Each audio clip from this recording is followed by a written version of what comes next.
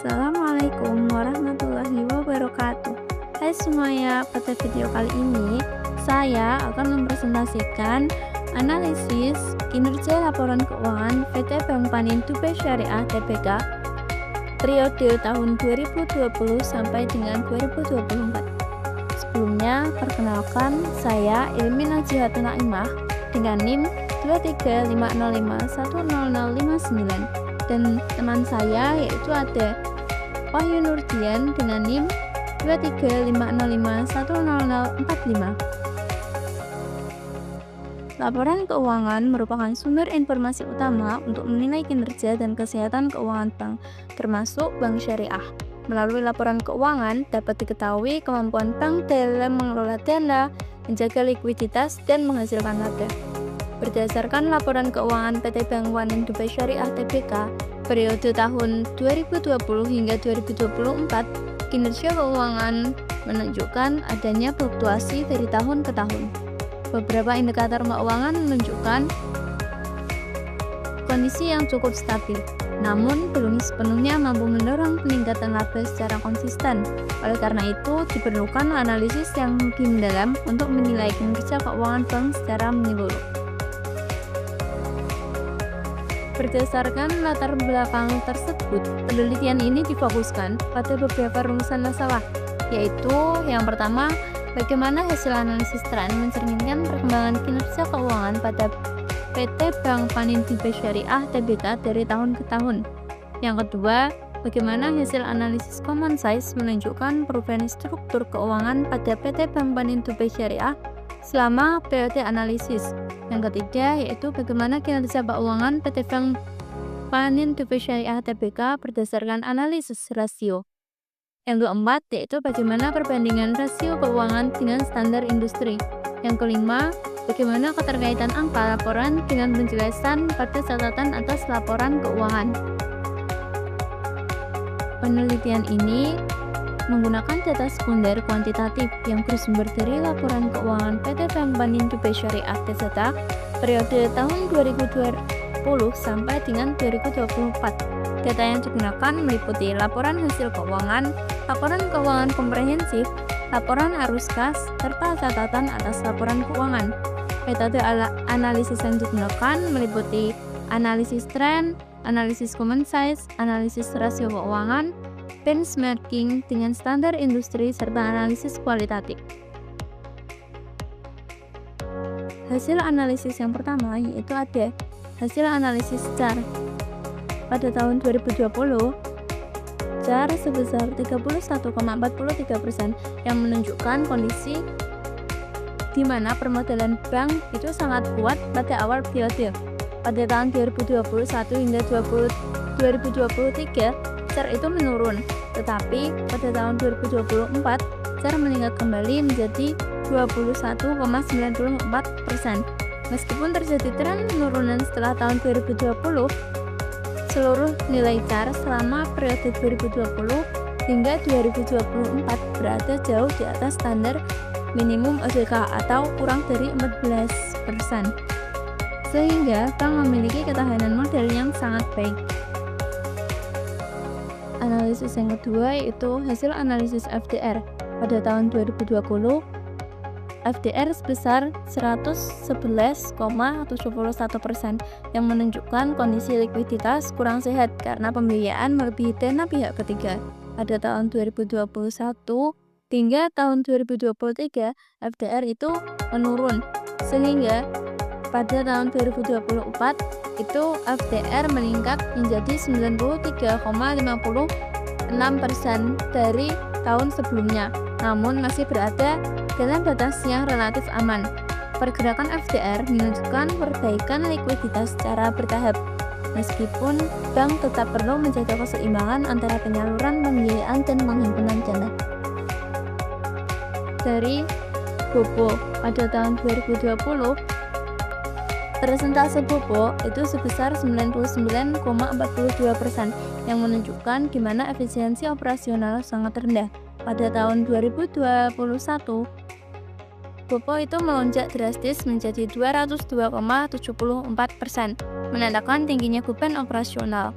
Pada tahun 2022, Bopo turun signifikan menjadi 76,99% yang menunjukkan peningkatan adanya efisiensi yang sangat baik. Tahun 2023, Bopo meningkat menjadi 82,47%, namun masih dalam kategori efisien. Pada tahun 2024, Bopo kembali meningkat menjadi 92,01% yang menandakan penurunan tingkat efisiensi.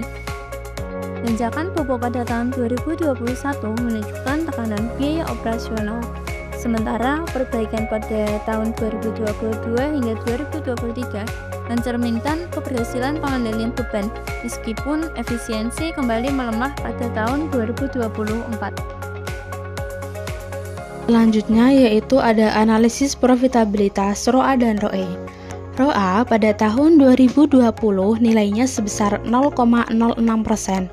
Pada tahun 2021, ROA turun tajam menjadi -6,72%, yang menunjukkan aset belum digunakan secara efektif. Pada tahun 2022, ROA meningkat menjadi 1,79%.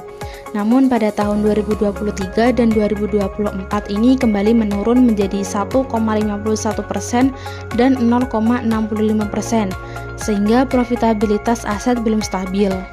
Sementara ROE pada tahun 2020 nilainya sebesar 0,01%. Kemudian pada tahun 2021 turun drastis menjadi -31,76%.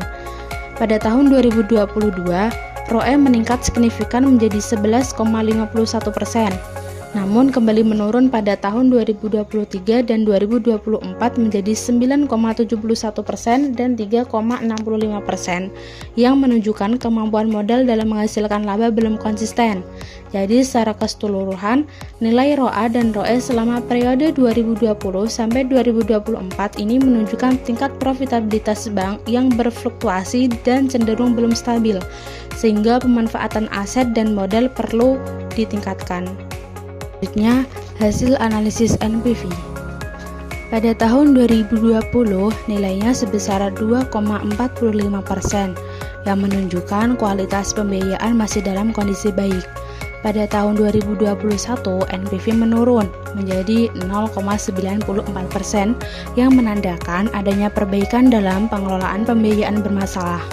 Kemudian pada tahun 2022 NPV meningkat menjadi 1,91%. Namun kondisi ini masih berada dalam batas aman. Pada tahun 2023 NPV kembali naik menjadi 2,95%. Meskipun peningkatan ini belum menunjukkan kondisi yang mengkhawatirkan. Pada tahun 2024, NPV menurun kembali menjadi 2,34%, yang menunjukkan pengendalian resiko pembiayaan mulai membaik.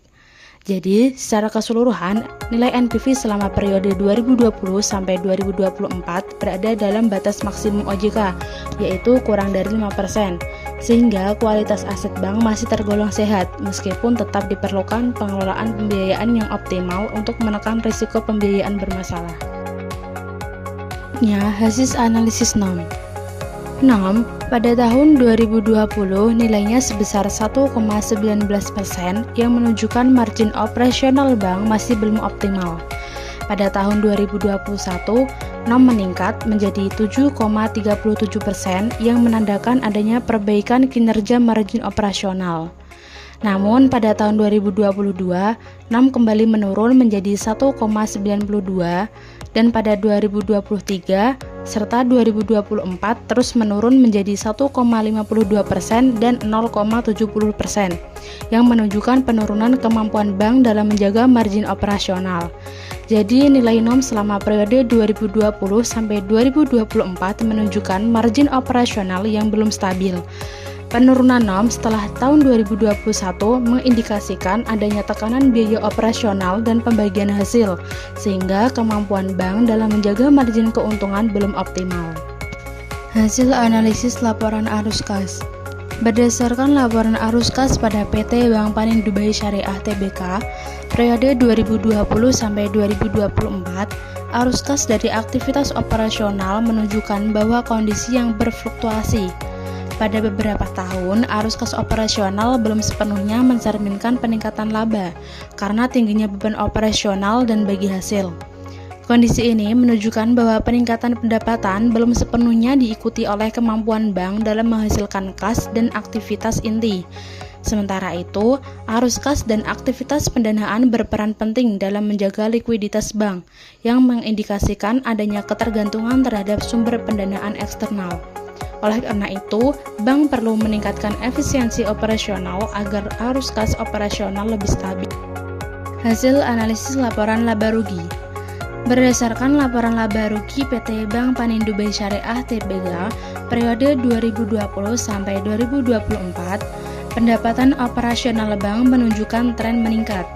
Namun, peningkatan pendapatan tersebut tidak selalu diikuti oleh peningkatan laba bersih.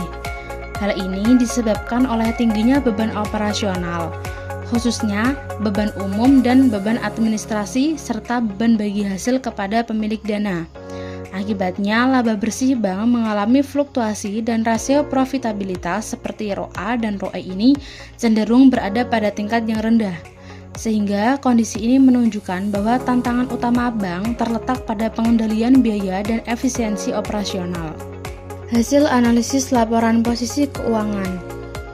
Berdasarkan laporan posisi keuangan PT Bank Panin Dubai Syariah Tbk pada periode 2020 sampai 2024, total aset bank mengalami pertumbuhan yang fluktuatif. Struktur aset didominasi oleh pembiayaan dan aset produktif lainnya, yang mencerminkan fokus bank pada fungsi intermediasi. Dari sisi liabilitas, dana pihak ketiga dan dana syirkah temporer merupakan sumber pendanaan utama bank. Sementara itu, ekuitas bank berada pada tingkat yang kuat, sejalan dengan tingginya rasio CAR selama periode analisis. Secara keseluruhan, struktur neraca bank tergolong aman meskipun pemanfaatan aset dalam menghasilkan laba belum optimal. Perbandingan dengan standar industri. Berdasarkan perbandingan dengan standar industri perbankan syariah dan ketentuan OJK, rasio CAR dan NPV pada PT Bank Panin Dubai Syariah Tbk berada pada kategori sehat. Namun, rasio profitabilitas seperti ROA, ROE, dan NOM masih berada di bawah rata-rata industri. Hal ini menunjukkan bahwa meskipun bank memiliki permodalan dan kualitas aset yang baik, kemampuan dalam menghasilkan laba masih perlu ditingkatkan. Dari hasil penjelasan yang ada di depan tadi, kesimpulannya, berdasarkan hasil analisis laporan keuangan pada PT Bank Panin Dubai Syariah Tbk periode 2020 sampai 2024 yang meliputi analisis tren, common size, rasio keuangan, perbandingan dengan standar industri serta CALK, dapat disimpulkan bahwa kinerja keuangan bank menunjukkan dinamika yang cukup signifikan. Dari sisi permodalan dan kualitas aset, bank berada pada kondisi sehat, tercermin dari rasio CAR dan NPV yang berada di atas ketentuan OJK. Namun, dari sisi profitabilitas dan efisiensi operasional, kinerja bank masih berfluktuasi dan cenderung rendah, terlihat dari rasio ROA, ROE, NOM, dan BOPO. Sementara itu, rasio likuiditas atau FDR menunjukkan tren perbaikan. Jadi, secara keseluruhan, bank ini perlu meningkatkan efisiensi operasional dan optimalisasi pembiayaan agar kinerja keuangan ini lebih stabil dan dapat berkelanjutan.